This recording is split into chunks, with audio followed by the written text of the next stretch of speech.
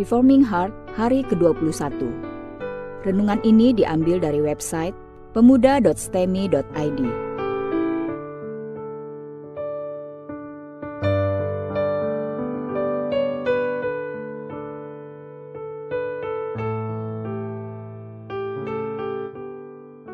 Tema renungan hari ini adalah keberanian Daud. Mari kita membaca Alkitab dari 1 Samuel 17 ayat 23 sampai 39. Demikian bunyi firman Tuhan. Sedang ia berbicara dengan mereka, tampillah maju pendekar itu. Namanya Goliat, orang Filistin dari Gat, dari barisan orang Filistin. Ia mengucapkan kata-kata yang tadi juga, dan Daud mendengarnya. Ketika semua orang Israel melihat orang itu, larilah mereka daripadanya dengan sangat ketakutan. Berkatalah orang-orang Israel itu, "Sudahkah kamu lihat orang yang maju itu? Sesungguhnya ia maju untuk mencemoohkan orang Israel. Orang yang mengalahkan dia akan dianugerahi raja kekayaan yang besar. Raja akan memberikan anaknya yang perempuan kepadanya, dan kaum keluarganya akan dibebaskannya dari pajak di Israel." Lalu berkatalah Daud kepada orang-orang yang berdiri di dekatnya, "Apakah yang akan dilakukan kepada orang yang mengalahkan orang Filistin itu dan yang menghindarkan cemooh dari Israel? Siapakah orang Filistin yang tak bersunat ini, sampai ia berani mencemoohkan barisan daripada Allah yang hidup?" Rakyat itu pun menjawabnya dengan perkataan tadi, "Begitulah akan dilakukan kepada orang yang mengalahkan dia." Ketika Eliab kakaknya yang tertua mendengar perkataan Daud kepada orang-orang itu, bangkitlah amarah Eliab pada Daud sambil berkata, "Mengapa engkau datang? Dan pada siapakah kau tinggalkan kambing domba yang 2-3 ekor itu di padang gurun? Aku kenal sifat pemberanimu dan kejahatan hatimu. Engkau datang kemari dengan maksud melihat pertempuran." Tetapi jawab Daud, "Apa yang telah kuperbuat? Hanya bertanya saja." Lalu berpalinglah ia daripadanya pada orang lain dan menanyakan yang sama. Dan rakyat memberi jawab kepadanya seperti tadi. Terdengarlah kepada orang perkataan yang diucapkan oleh Daud, lalu diberitahukanlah kepada Saul, dan Saul menyuruh memanggil dia. Berkatalah Daud kepada Saul, "Janganlah seseorang menjadi tawar hati karena dia, hambamu ini akan pergi melawan orang Filistin itu." Tetapi Saul berkata kepada Daud, "Tidak mungkin engkau dapat menghadapi orang Filistin itu untuk melawan dia, sebab engkau masih muda, sedang dia sejak dari masa mudanya telah menjadi prajurit." Tetapi Daud berkata kepada Saul, "Hambamu ini biasa menggembalakan kambing domba ayahnya. Apabila datang singa atau beruang yang menerkam seekor domba dari kawanannya, maka aku mengejarnya, menghajarnya, dan melepaskan domba itu dari mulutnya. Kemudian apabila ia berdiri menyerang aku, maka aku menangkap janggutnya, lalu menghajarnya dan membunuhnya. Baik singa maupun beruang telah dihajar oleh hambamu ini. Dan orang Filistin yang tidak bersunat itu, ia akan sama seperti salah satu daripada binatang itu, karena ia telah mencemooh barisan daripada Allah yang hidup." Pula kata Daud, "Tuhan yang telah melepaskan aku dari cakar singa dan dari cakar beruang, Dia juga akan melepaskan aku dari tangan orang Filistin itu." Kata Saul kepada Daud, "Pergilah, Tuhan menyertai engkau." Lalu Saul mengenakan baju perangnya kepada Daud, ditaruhnya ketopong tembaga di kepalanya, dan dikenakannya baju zirah kepadanya. Lalu Daud mengikatkan pedangnya di luar baju perangnya, kemudian ia berikhtiar berjalan, sebab belum pernah dicobanya. Maka berkatalah Daud kepada Saul, "Aku tidak dapat berjalan dengan memakai ini, sebab belum pernah aku mencobanya." Kemudian ia menanggalkannya. Mari kita merenungkan bagian firman Tuhan ini. Sekarang kitab Samuel mulai memasukkan Daud ke dalam inti cerita. Ketika semua orang mendengar Goliat mencemooh Israel, semua tentara sangat ketakutan. Tetapi seorang anak muda tidak takut, melainkan marah mendengar umat Tuhan dicemooh. Siapakah anak muda seperti itu? Mempunyai gairah besar untuk kekudusan nama Tuhan. Perhatikan ayat ke-25. Saul memberikan tawaran kekayaan, bebas tanggungan pajak, dan mendapat putri raja sebagai istri bagi barang siapa yang sanggup mengalahkan Goliat. Inilah Saul, raja dengan cara berpikir yang sangat duniawi, sangat pragmatis tetapi dangkal. Gereja-gereja yang berpola pikir duniawi untuk memenangkan jiwa juga sama dangkalnya. Pendeta-pendeta berpola pikir duniawi untuk memenangkan jiwa dengan menarik anak muda lewat musik disko, dance yang tidak karu-karuan, atau artis-artis dengan kehidupan cemar. Itu pendeta-pendeta yang berpikir pendek dan dangkal, tidak memikirkan apa efek samping yang mungkin terjadi. Mengapa tawarkan kekayaan dan istri untuk mengalahkan Goliat? Tidak adakah orang Israel yang sungguh-sungguh tulus dan beriman yang bersedia maju hanya karena ingin membela kekudusan nama Tuhan? Berarti Saul sudah sangat terdesak karena ternyata tidak ada yang berani bertindak di tengah-tengah pasukan Israel yang begitu besar ini.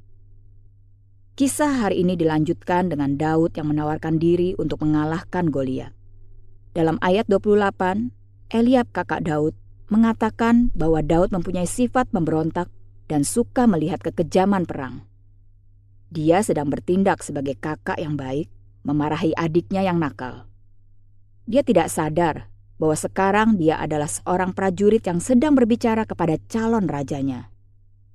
Untuk menghindari Eliab, Daud terus menyelinap dan bertanya-tanya kepada orang-orang lain mengenai apa yang terjadi, mengenai siapa Goliat, dan mengenai janji Raja Saul tentang hadiah kemenangan melawan Goliat. Ternyata Daud membuat kehebohan dengan pertanyaan yang terus diulang-ulang kepada para tentara di perkemahan. Akhirnya berita ini sampai pula kepada Saul. Maka Daud pun menghadap Saul dan menawarkan diri untuk bertarung melawan Goliat. Mengingat deskripsi bagian Alkitab sebelumnya tentang Goliat, sangat wajar kalau Saul menolak tawaran Daud. Saul dengan sopan memberikan argumen untuk menjelaskan kepada Daud bahwa dia tidak mungkin bisa menang. Hal yang ditekankan oleh Saul adalah pengalaman. Goliat punya pengalaman begitu banyak, sedangkan Daud tidak berpengalaman sama sekali. Meskipun Saul mempunyai banyak karakter buruk, tetapi kali ini dia menjawab dengan sangat bijak. Engkau tidak usah bertarung dengan dia karena pengalamanmu masih kurang. Dia tidak mengatakan, "Hah? Tinggimu berapa? 2 meter saja tidak?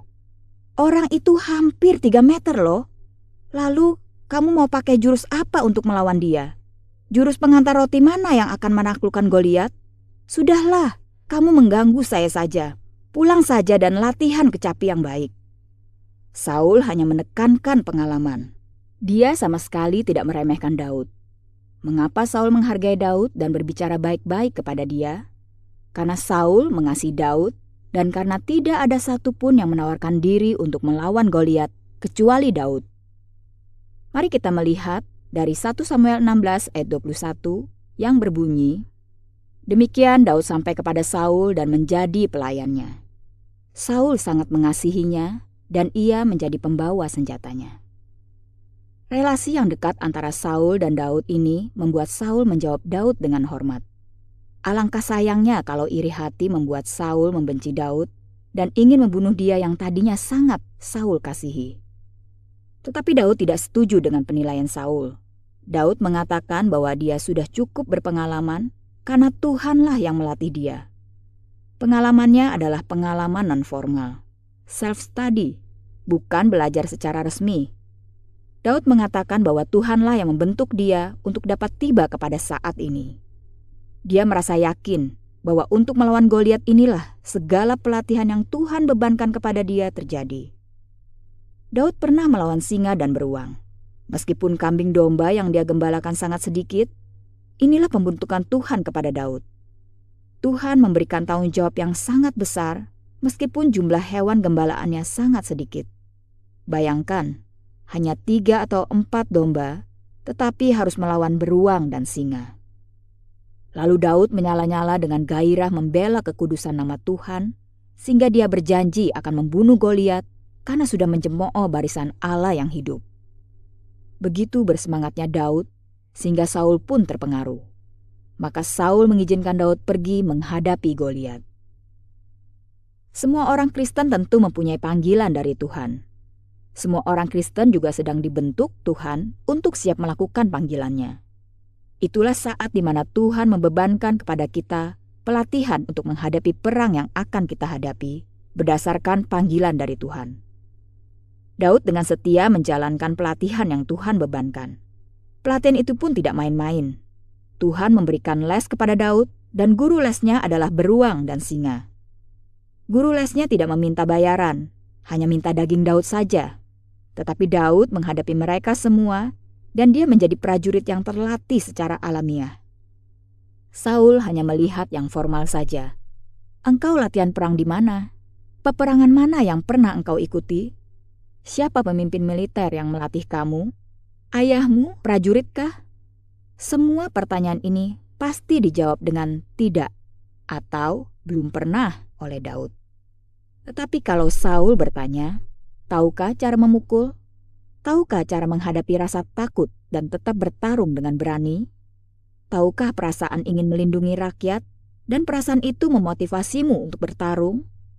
Maka semua akan dijawab Daud dengan kata, "Ya, saya tahu. Saya pernah memukul singa dan beruang. Saya pernah ketakutan mendengar auman singa atau melihat sosok beruang yang begitu besar.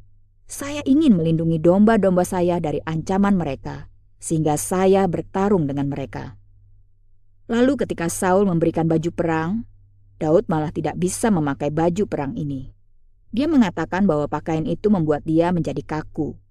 Di sini kita melihat bahwa Daud adalah orang yang sangat brilian dalam strategi perang.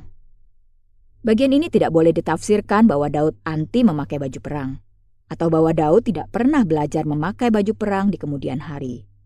Tetapi Daud melihat Goliat yang sangat kuat memiliki baju perang dan peralatan perang yang sangat berat. Berat berarti ada kekuatan, tetapi mengorbankan kelincahan. Jika Daud mau beradu kuat, dia akan dibunuh oleh Goliat. Tetapi jika dia menghadapi Goliat dengan kelincahan, maka dia mempunyai keunggulan atas Goliat.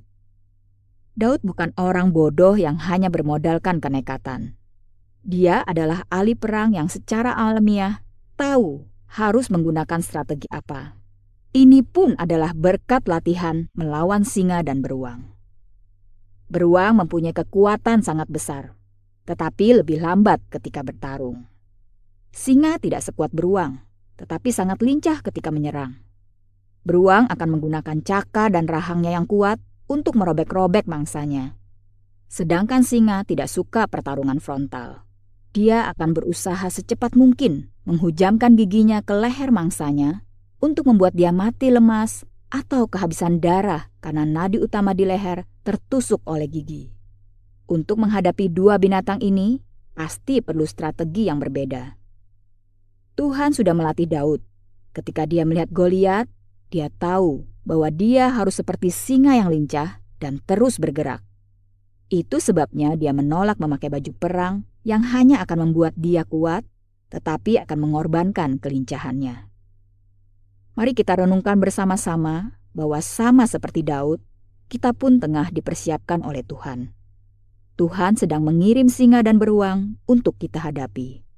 Kesulitan relasi, pekerjaan, lingkungan sekitar, dan puluhan permasalahan lain yang harus kita hadapi adalah pelatihan yang Tuhan sedang berikan supaya ketika waktunya tiba, kita bisa mengatakan bahwa Tuhan sudah melatih kita selama ini untuk menghadapi panggilan ini.